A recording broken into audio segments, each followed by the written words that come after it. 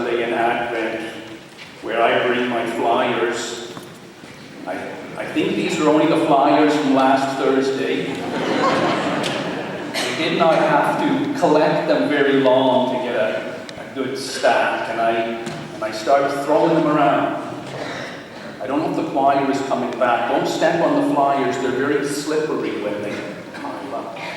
And as always, I have to give this warning to anyone who is new here, or perhaps anyone in the TV audience watching for the first time.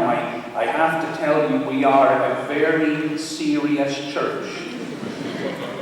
We frown on frivolity of all kinds, and we do not allow laughter in worship. This is a very serious matter. I'm going to sing today about my sermon theme, which is Black Friday. I'm dreaming of a Black Friday. I've read the flyers, I'm all set. We are all so needy, our kids so greedy to see all the stuff they're going to get. I'm dreaming of a Black Friday. They'll need a SWAT team at Walmart. 'Cause if you get between me and that discount TV, I'll run you over with my car. I'm dreaming of a Black Friday. Just see me standing in this line. I don't need what I'm buying, but my money's flying, and everything will soon be mine.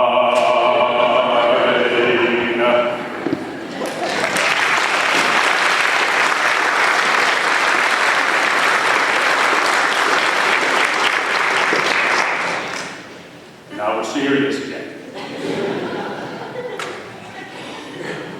Friday after Thanksgiving in the United States of America marks the beginning officially of the shopping season. I don't have this year's statistics yet, but I know that in the year 2013 in the United States of America, on Black Friday, 141 million people shopped. That is virtually the entire adult population of the nation. And they spent $60 billion in one day. The term Black Friday was first used on September the 29th, 1869 to describe the crash of the stock market caused by two men during the presidency of Ulysses S. Grant. Two men conspired with the brother-in-law of President Grant to corner the gold market. And in doing so, they destroyed the economy of the entire nation. However, that use of the term Black Friday is not the same as the term that we use today. It was first used to describe that Friday after Thursday Thanksgiving in the U.S. in the year 1961 by the Philadelphia Police Department to describe what a terrible day it was for traffic in the city. The entire city became blocked up, and the police were absolutely frantic. They said, "This is the worst thing that we have ever seen. This is our Black Friday." And from that point onwards, everybody knew that was the day when everything went on sale, and it was a free-for-all for shoppers. And retailers loved it so much, they started to open their stores at 6 in the morning. and then 5 in the morning, and then 4 in the morning, and then everyone's favorite store, Walmart, said, oh, to heck with it, let's open at midnight. And then in about 2003, many Walmarts started to say, let's start Black Friday at 8 o'clock p.m. on Thanksgiving Thursday. And so it goes. It has now become a worldwide phenomenon. Although it's only been the busiest shopping day of the year since 2003, before that, the busiest shopping day was always, the Saturday before Christmas. And in fact, in 2004, it went back to that Saturday, but in 2005, and ever since, it has been Black Friday, the biggest day of all. People camp out for it.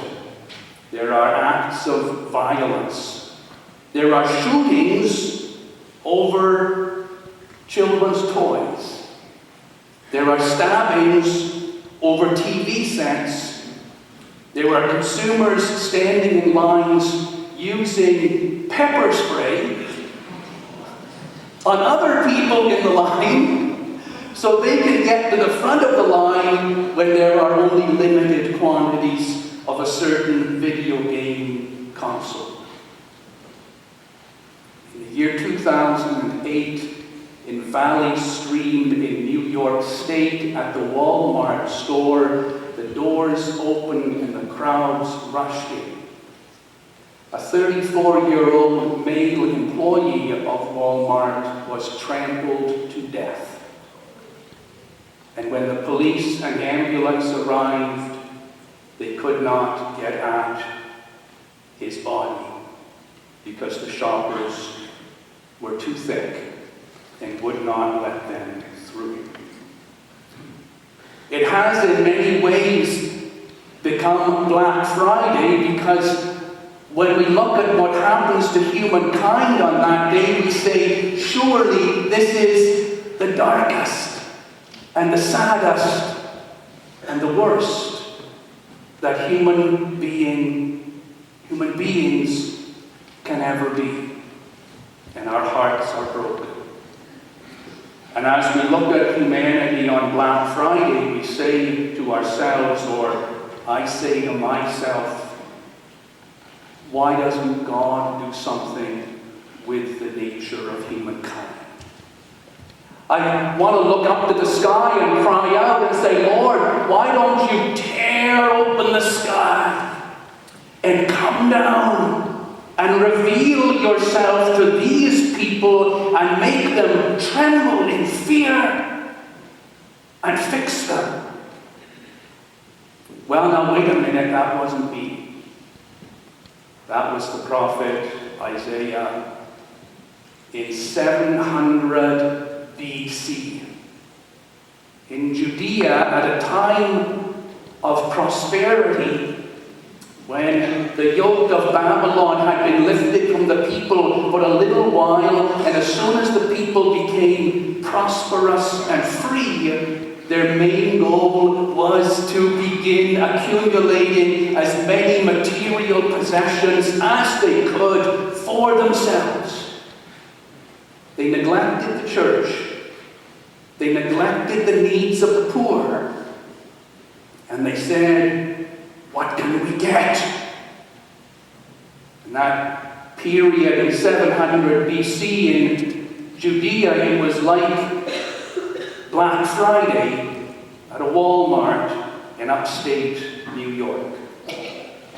And Isaiah raised his voice up to the sky and said, Lord, Lord, why don't you tear open the sky? Come down, punish your people. Make them tremble with fear. Give them what they deserve. And we have all felt that. Why are people so sinful? Why are people so corrupt? But you have to keep reading in that little passage, Isaiah 64, 1-9, because if you don't, you miss the point. the midst of crying out with anger and seeking the vengeance of God, a terrible revelation hits Isaiah. As he is condemning the other people, he then says, but wait a minute, God. I'm not any different than they are. I am no better. I am also corrupt and broken. And I echo the words of Isaiah. Just as I am reaching a fever pitch in thinking about the sinfulness of humanity and the greed of other people, I realize I'm no different. I participate in the same consumerism. I am as self-centered. I am as greedy. I am as thoughtless as any other person ever was. And then Isaiah's plea changes. Isaiah says, Lord, the best that we can do is filthy through and through. So come down, Lord, but do not come to punish us. Come to heal us. Come to change us. By the power of your Spirit, enter into us and lift us up so that we are something different than this mass of greedy and thoughtless humanity. You are the potter. We are the clay. Come in. Change us, O God. And Isaiah knows that God will not change us by force. That means nothing. God will only change us by tenderness and by grace. And so it is today as we look at humanity and say, what will change us? What will change us? What will change us from our warring madness and our hurtfulness and our greed? And the answer is simple. The tenderness and the compassion and the goodness of God will change us, and there is nothing else in the whole world that will change a human soul than to recognize the humanity in others, because God gives us the vision and the wisdom to know that it is there. When God came down, God did not come tearing open the sky, causing us to tremble with fear. God came as a child. And what does a child understand? What does a little baby understand? Except love and tenderness and warmth and compassion and goodness. And so God comes as a child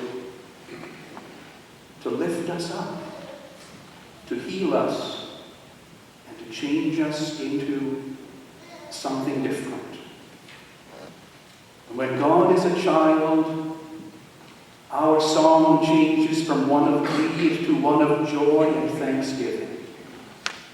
When God is a child, we realize that those who are last really come first, and that the weak are the strongest.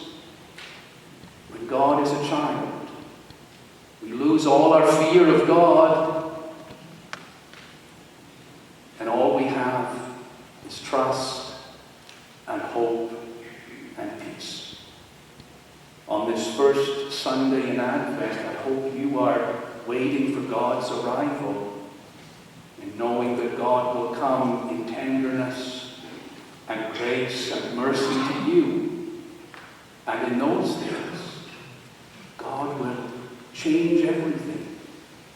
And we will be the people who bring that change to the whole world. And by God's Spirit, we will do our part to bring peace and healing and restoration to all of humanity. In the name of the Father, and of the Son, and of the Holy Spirit.